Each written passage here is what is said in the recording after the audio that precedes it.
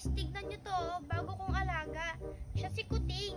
Ala, kilala ko yung pusa na yan ah. Kilala mo yung pusa, Junjun? Ba't mo nasabing kilala mo, Junjun? Ayan yung kumakain ng ulam namin sa bahay. Yaan.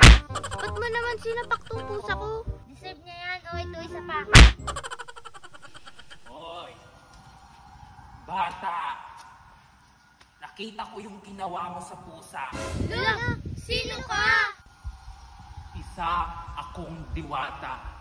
Diwata ng mga hayop. Kaya kayo, ikaw, lalo ka na, Junjun. Nakita ko yung ginawa mo. Sinaktan mo yung pusa. Lagot ka, Junjun. Wala akong pakialam. Kinakain niya yung ulam sa bahay eh.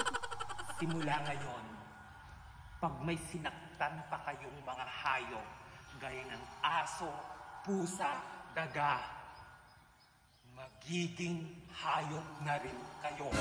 Lo, ba't ako kasali? Huwag ka maniwala dyan, Almari. Ano siya? May magic? Kaya nga, huwag tayo maniwala dyan. Ayaw niyong maniwala, ha? Remind ko lang sa inyo na pag may sinaktan kayong hayop, lagot kayo.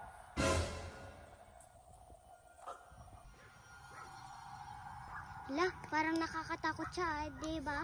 Almari Junjun. La, huwag ka maniwala dun. Nananakot lang yung matandang yun. Tara na nga lang dito, maglaro na lang tayo. Ang sarap naman nito. Ah, huwag mong kainin tong pagkain ko! Busit lang tong pusa na to. Laka, bakit mo sinaktan yung pusa, Junjun? Ikinain niya yung pagkain ko, nakakainis.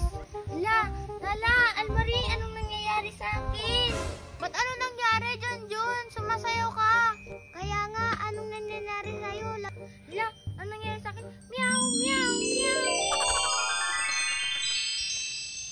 Junjun! Hala, naging puso na ako, Almari, tala. Hala, totoo nga sinasabi ng matanda. Kaya nga, nakakatakot. Sana hindi ko na lang sinaktan yung pusa para hindi ako naging pusa. Stay put ka muna dyan. Nanapin muna namin yung matanda. Para pag nanap namin, tanggalin niya yung sumpa sa'yo.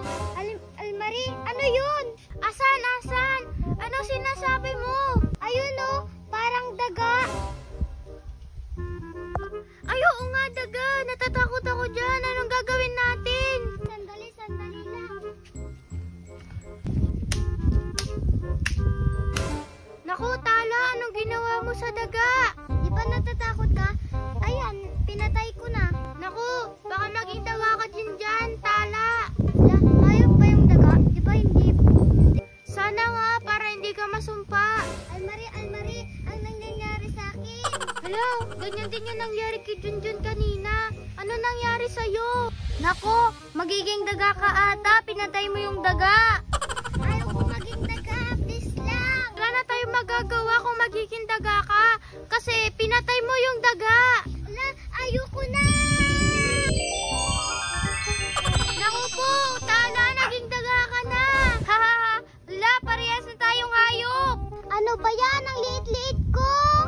Hala, yung mga aso, parang kakainin si Tala. Ate Almari, tulungan mo ko. Baka kainin ako ng mga aso. Almari, tulungan mo si Tala. Baka kainin siya ng aso. Wala na tayong kaibigan si Tala. Na nga, papalisin ko lang sila. Maraming salamat, Almari. Wala na yung mga aso.